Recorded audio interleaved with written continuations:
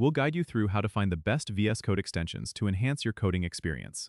If you find this helpful, consider subscribing and liking the video. First, open Visual Studio Code on your computer. You'll want to look at the sidebar on the left and click on the extensions icon that looks like 4 squares. This will open up the extensions marketplace where you can discover all sorts of extensions.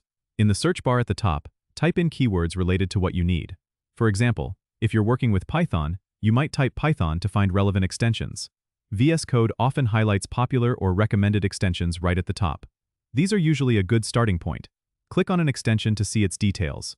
You'll find a description, features, and often screenshots or videos showing how it works. Pay attention to the ratings and reviews section. It's always smart to read a few reviews to get a sense of what other users think. Once you've found an extension that seems helpful, click the Install button. It will download and set up automatically.